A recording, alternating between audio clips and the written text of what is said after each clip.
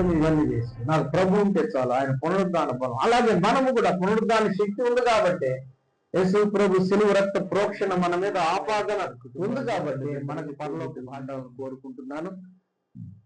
ఈ సమయంలో యెషయా గ్రంథం 45వ అధ్యాయం 2వ వచనం. యెషయా గ్రంథం 45వ అధ్యాయం 2వ వచనం చదువుదామా? నేను నీకు ముందుగా పోవచ్చు, గట్టిగా ఉన్న స్థలంలో సహాయం చేశాను, ఇద్దరి తలుపులను పడుగొట్టాను, మా ప్రేమ గల తండ్రి, పరిశుద్ధుల నమ్మకమైన మా ప్రభు రక్షకుడైన యేసుక్రీస్తు నామమున స్తుతిస్తున్నాం. వాక్యం చదువుతున్నాం, ధ్యానం చేయబోతున్న సహాయం చేయండి. నూతన సంవత్సరమైన దయచేసి మాకు అందరికి ఇచ్చారు, సర్వలోకానికి ఇచ్చారు ప్రభు. ప్రత్యేకించిన మా రక్షకుడైన క్రీస్తు నామమున వేడుకొంటున్నాము తండ్రి.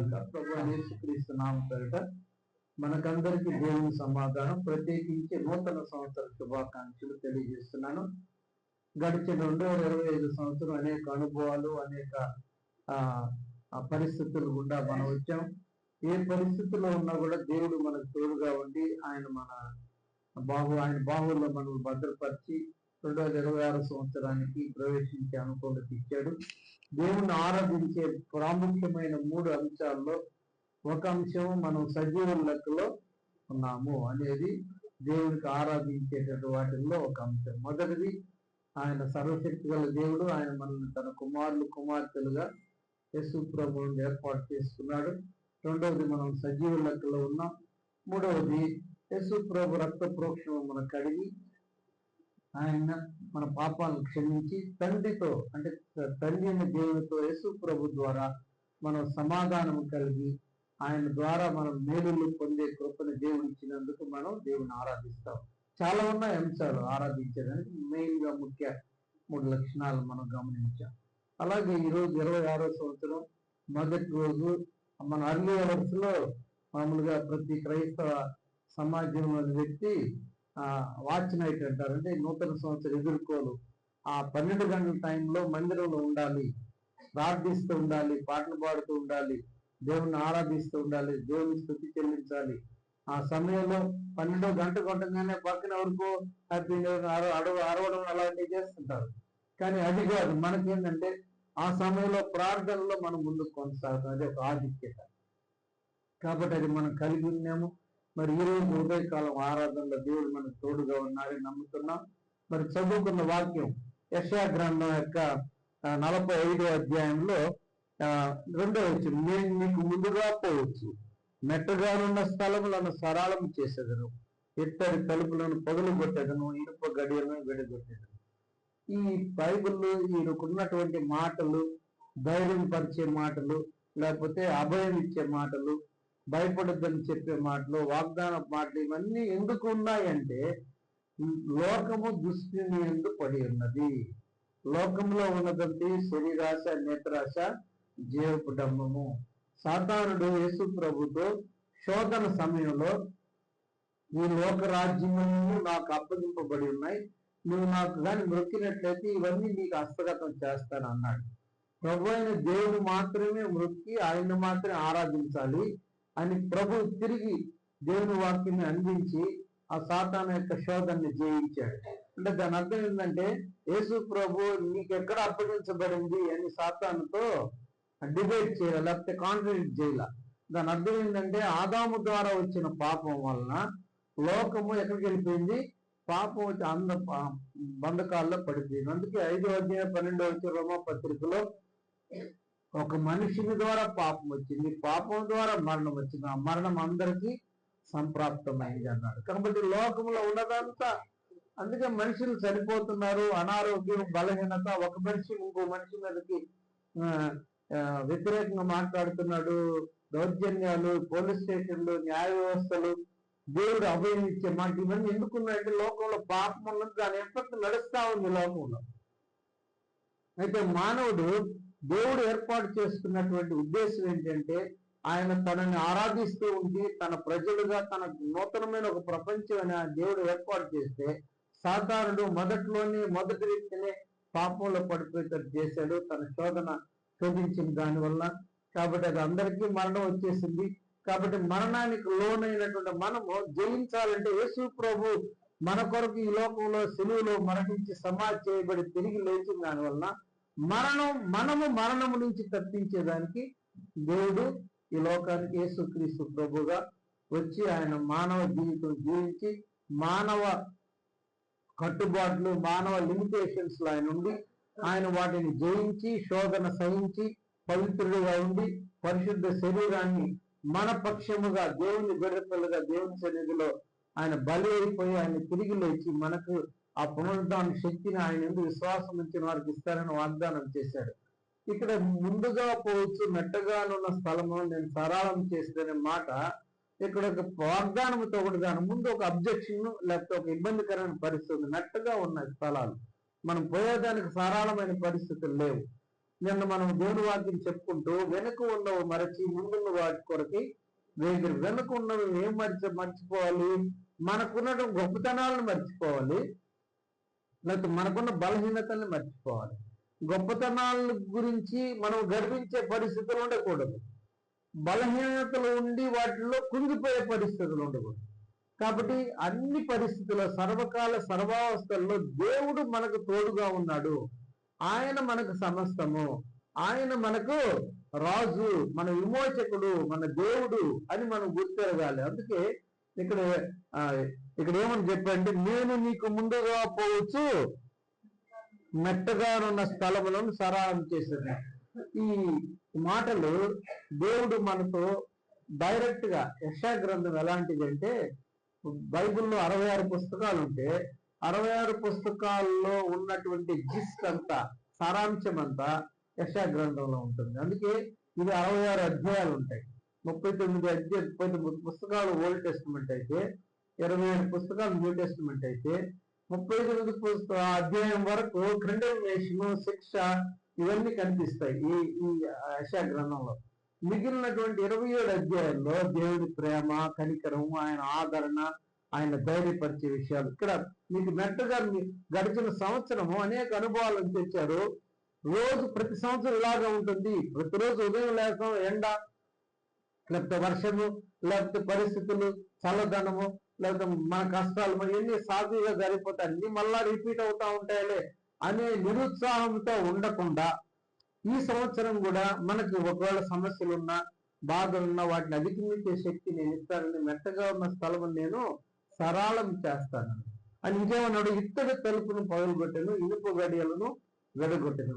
ఇత్తడి తలుపులు ఇనుపు గడియలు అంటే మనం ఇల్లు కట్టేటప్పుడు ఏదైనా గడి పెట్టాలంటే ఇనుపది కాదు కాబట్టి ఇత్తడి తీసుకుని బాగా స్ట్రాంగ్ గా ఉంటుంది. ఇత్తడికి ఉన్న స్వభావం ఏంటంటే ఇత్తడి భూమిలోంచి రాదు. మోషే గారు ఇత్తడి సర్పాన్ని పెట్టమని దేవుడు చెప్తే ఇత్తడి సర్పాన్ని అక్కడ తగిలిచ్చారు పైన. దాని వైపు చూడండి మీరు అన్నాడు. పాములు కరిసాయి వాళ్ళు చేసిన తప్పును బట్టి. ఇశ్రాయేలు చాలా మంది చనిపోయారు. మరి ఎట్లా ప్రభు అని అడిగితే, మరి నువ్వేం చేయాలంటే ఒక ఇత్తడి సర్పాన్ని తయారు చేసి అటు పైన వేలాడి తీసినట్టుగా ఒక పైన కట్టు ఒక స్తంభం మీద అన్నాడు. ఒక హిందూ ఫ్రెండ్, ఒక ప్రొఫెసర్ ఆయన్ని అడిగేవాడంట, మీరు కూడా ఇత్తడి సర్పాన్ని పూజించారా అని. అదేంటి అని అడుగుతా ఉండేవాడు ఆయన. అది పూజించడం కాదు, మీరు నిదానించి దాన్ని చూడండి అనే మాట. దాని అర్థం ఏంటి అంటే, ఇత్తడి అనేటటువంటిది రెండు లోహముల కలయిక. ఒకటి వచ్చి రాగి, ఇంకోటి వచ్చి జింక్. కాబట్టి ఆ రెండు లోహముల కలయిక వల్ల ఇత్తడి వస్తుంది. అది మామూలుగా భూమిలో తెచ్చేది కాదు. కాబట్టి ఈ రెండు లోహములు యేసుక్రీస్తు ప్రభు ఈ లోకంలో దైవ లక్షణము, మానవ లక్షణము. అందుకే యోహాను సువార్తలో దేవుని కుమారుడుగా ప్రజెంట్ చేశాడు యోహాను గారు, లూకా సువార్తలో మనుష్య కుమారుడుగా ప్రజెంట్ చేశాడు యేసు ప్రభుని. కాబట్టి రెండు లక్షణాలు కలిగి హెబ్రీ పత్రికలో వ్రాయబడ్డాడు. ఆయన శరీరధారి ఉన్న దినములలో ఆయన తన ప్రార్థనలు, యాచనలు సమర్పించినందున ఆయన అంగీకరించబడ్డాడు.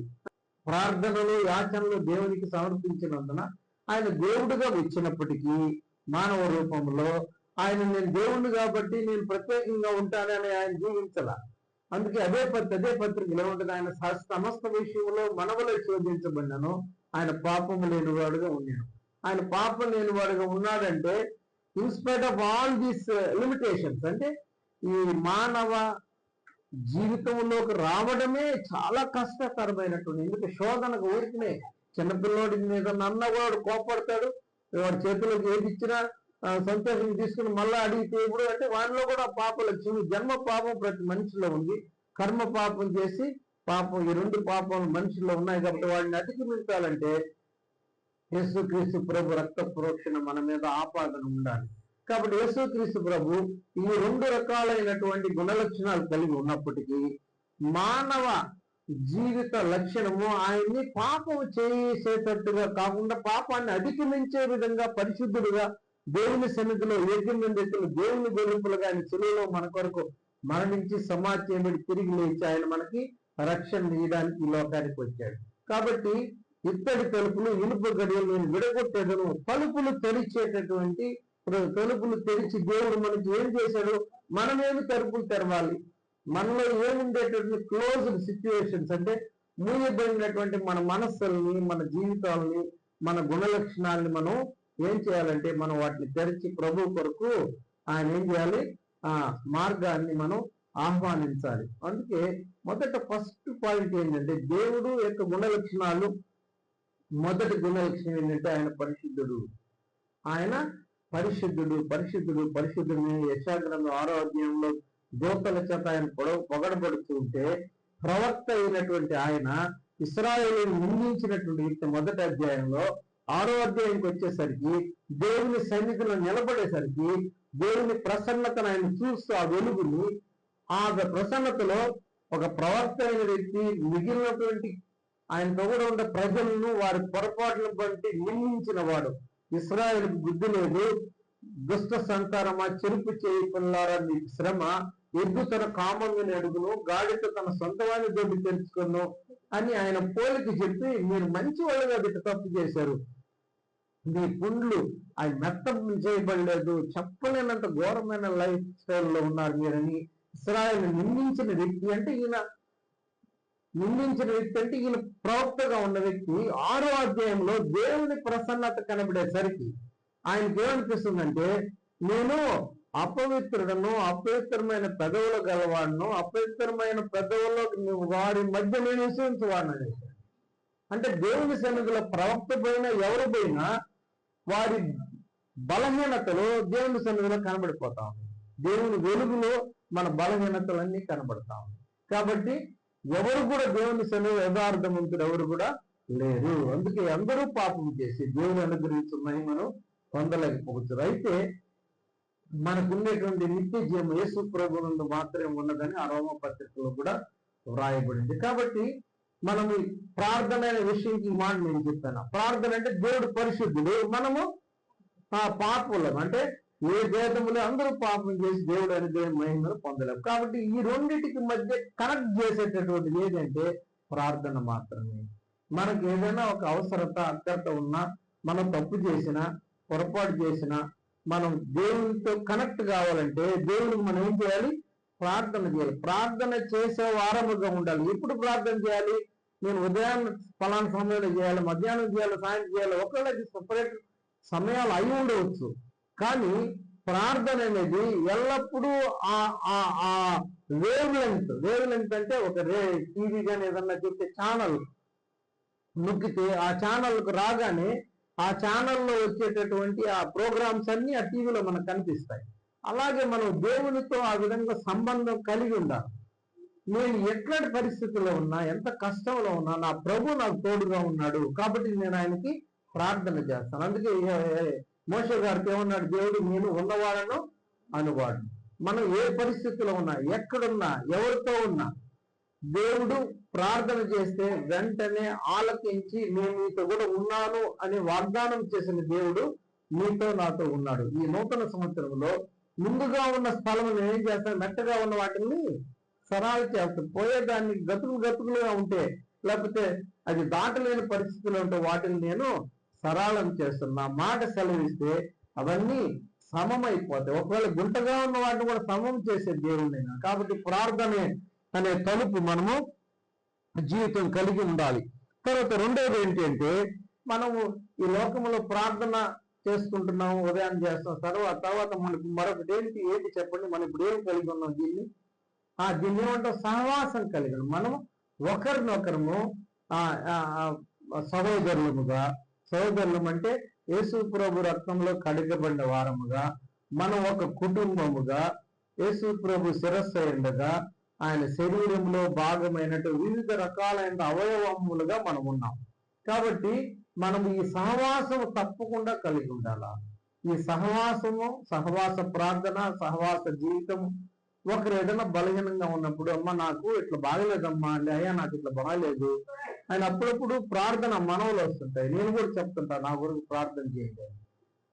ఈ సహవాసంలో మనం ఒకరికొకరు ఏం చేస్తాం, ప్రార్థన చేస్తున్నాం. అందుకే నేను చెయ్యని కాదు కాబట్టి నా కాలు పని నాది కాదు, కాలు పని కాలే చేస్తే చెయ్యి పని చేయాల్సి. కాబట్టి కాలుకి ఏదైనా సమస్య వచ్చినా నేనేం చేయను. కాలుకి ఏదైనా దెబ్బ తగిలినా, నొప్పి తగిలినా మనం అంటే దాన్ని అట్లా రుద్దుతాం.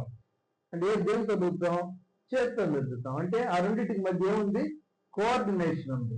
కాబట్టి ఒకరికొకరు సహవాసము కలిగి ఉండాలి. ప్రార్థన జీవితంలో ఒకరికొకరు మనం ఏం చేయాలి, ప్రార్థన చేయాలి. ప్రార్థన మనం శుక్రవారం ఉపవాస ప్రార్థన చేయటం నేను చెప్తాను ప్రత్యేకంగా. మనం ప్రార్థన విజ్ఞాపనలు.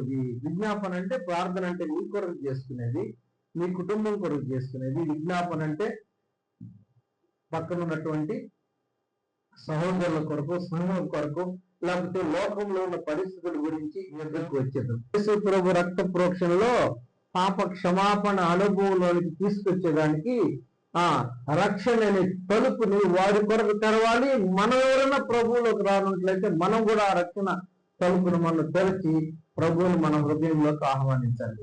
మనం ఆరాధన చేసే ఆ 3 పాయింట్లలో ఒక పాయింట్ ఏంటి, యేసు ప్రభు రక్త ప్రోక్షణలో మనల్ని కడిగి శుభ్రపరిచి ఆయన కుమారులుగా చేసుకున్నందుకు, ఆయన మన పాపాలు క్షమించినందుకు, పరిశుద్ధులుగా చేసినందుకు, నీతి మందులలో అది నిజమే వాళ్ళు అనేది మన నిజంగా దేవుని బిడ్డలమే. కాబట్టి ప్రభు రక్తముతో కడగబడి కొనబడినటువంటి వారముగా యేసు ప్రభు రక్త ప్రోక్షణ అనుభవానికి మనము రావాలి. మన రక్షణ తలుపు మనం తెరవాలి. ఆ రక్షణలో కొనసాగాలి. ఆ తలుపు అలాగా తలుపులో ఉండి కొనసాగాలి. ఈ సహవాసము, ఈ రక్షణ, ప్రార్థన జీవితం ఎలా చేస్తుందంటే, యేసు ప్రభు ప్రకటన గ్రంథంలో 3వ అధ్యాయం 20 అంటాడు, ఇదిగో నేను తలుపు నొద్ద నిలుచుండి తట్టుతున్నాడు. యేసు ప్రభు యొక్క గుణలక్షణం ఏంటంటే ఆయన బలవంతంగా లోపలికి వచ్చేసి, ఆయన ఎవరో చెప్పారు, ఆయన కర్టియస్ పర్సన్, ఆయన మర్యాద కలిగిన వాడండి. ఆయన ఉండి తలుపు వేసుకుంటే నెట్టుకొని వచ్చేడు, అట్టవు ఆయన ఇష్టం వచ్చినట్టు వాడు. ఆయన ఇదిగో నేను తలుపు నొద్ద నిలుచుండి తట్టుతున్నాను, ఎవడైతే నా స్వరం నేను తలుపు తీస్తాడో నేను లోనికి వచ్చి వానితో సహవాసం చేసి నేను అతను కలిసి భోజనము చేస్తాను. సహవాసము, దాన్ని సంతోషంగా అనుభవించడం. కాబట్టి ఇది ప్రభు చెప్తున్నాడు. అందుకే ఈ సహవాసంలో ఏం జరుగుతుంది, ప్రభుతో మనకి స్నేహం, ప్రభు యొక్క కాపుదల, ప్రభు యొక్క నెమ్మది, ప్రభు సమాధానం మనం కలిగి ఉంటాం. ఇదే సహవాసం, ఇదే రక్షణ అనుభవం. రక్షణ కలిగిన వారికి సహవాసంలో ఏం కలుగుతుంది, మేలు కలుగుతుంది. సహవాసంలో అత్యున్నతమైనటువంటి బహుమానం పొందరు, సహవాసంలో ఉన్నతమైన స్థితి పొందరు. దేవునితో మనకి చక్కటి అనుభవం, ఆయన మనకి తండ్రిగా, మన దేవుడుగా, మన రక్షకుడుగా, మన కాపరిగా, మన విమోచకుడుగా, మన సమస్తమై ఉన్నటువంటి ఆయన బాబుల్లో మన భద్రపరిచి సర్వకాల సర్వాస్తులను మనల్ని కాపాడేటటువంటి దేవుడుగా మనకు ఉన్నాడు. ఈరోజు మన ప్రోగ్రాం ఉంది కదా, మనకు ప్రత్యేకమైన కార్యక్రమం ఉంది కదా, మనం ఏం చేయాలంటే అందరూ ఆ కార్యక్రమంలో పాల్గొనడం. ఇది నాకు మీరు చేసినట్టు కాదు, మీకు నేను చేసినట్టు కాదు. ఇది ఇంటెంట్ ప్రభు పరిచర్య, ఇది సంఘములో పరిచర్య. మనం దేవుని పరిచర్య చేస్తున్నాం, దేవుని కార్యక్రమాలను మనం పూర్తి చేస్తున్నాం. లోకరీతిగా ఉన్నటువంటి అరేంజ్మెంట్స్ అయి ఉండొచ్చు, ఈ ఆత్మీయమైనటువంటి విలువలు కలిగినటువంటి బోధన ప్రకటించబడ్డానికి ఈ